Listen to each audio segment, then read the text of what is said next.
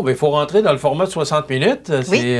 Moi, quand je suis parti, c'était à 90, là, ça a baissé à 60 pour l'été. C'est toujours... on a peut-être pris quelques jours d'avance là, par rapport à l'an passé pour la formule 60 minutes.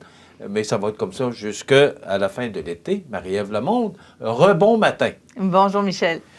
Marie-Ève, j'ai perdu de vue un petit peu l'information là, pendant ces quelques jours d'absence. Le Centre des loisirs de Saint-Aubert, qui porte maintenant le nom de Centre Yvon Duval. J'entendais la dame qui nous expliquait là, pourquoi on a décidé de donner le nom de M. Duval. Ben oui, Michel, centre. je te propose qu'on réécoute Mme Florence Gauthier, justement, qui nous donne tous les détails de ce qui s'est passé samedi dernier à Saint-Aubert. Alors, le nom qui a été choisi pour le Centre des loisirs de Saint-Aubert, c'est le Centre Yvon Duval.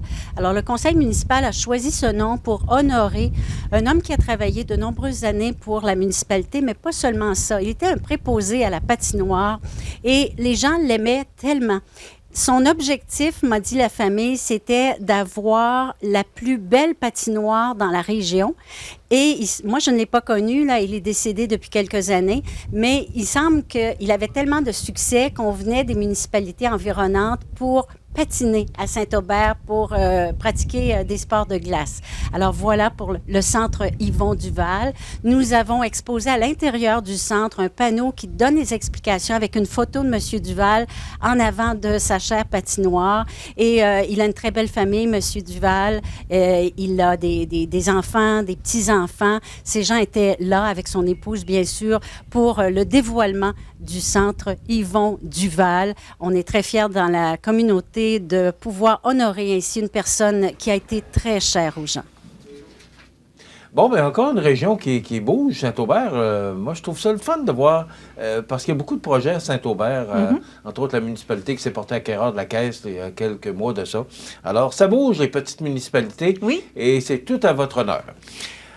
En Côte-du-Sud, les producteurs de bois qui prennent leur avenir en main, bien, ça aussi, c'est à leur honneur de voir qu'ils prennent des cordeaux, permettez-moi cette expression.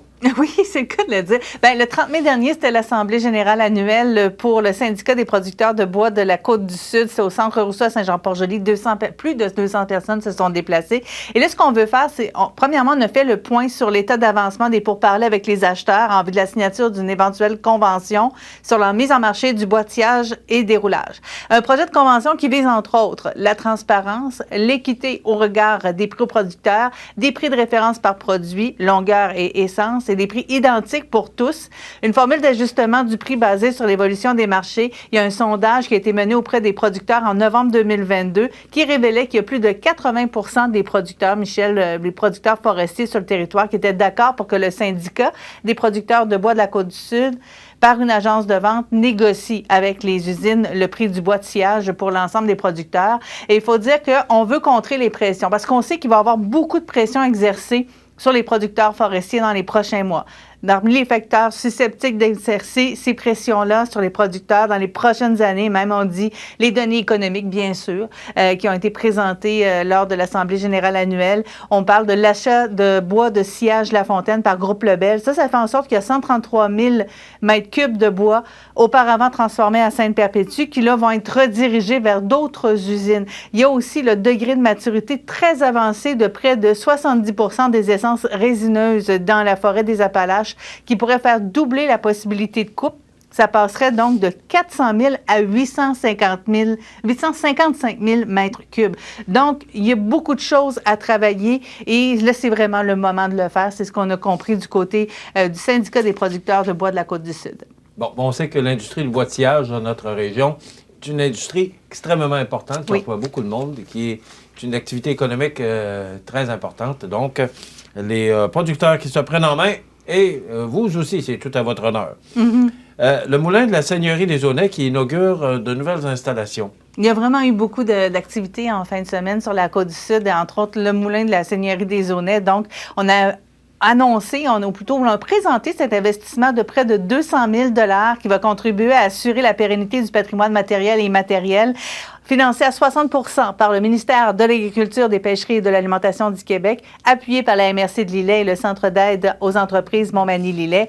Et dans un contexte de pénurie de main-d'œuvre, on a voulu assurer de la mission du musée et de garantir une relève aux meuniers aussi.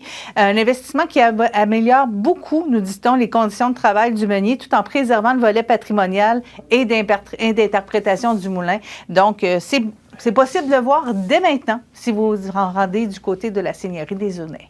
Voilà. Ben, écoute, demain, on aura les Mardis Mallettes, comme à l'accoutumée pour les mardis. Et en entrevue, une belle surprise point pour vous. D'interrogation. Alors, on regarde la surprise pour demain. Là, ça complète cette émission de ce lundi 5 juin. Merci beaucoup, Marie-Ève. Je vous souhaite de passer une excellente journée. On se retrouve demain à la même heure pour une autre émission. Bonjour, Côte-du-Sud. À demain.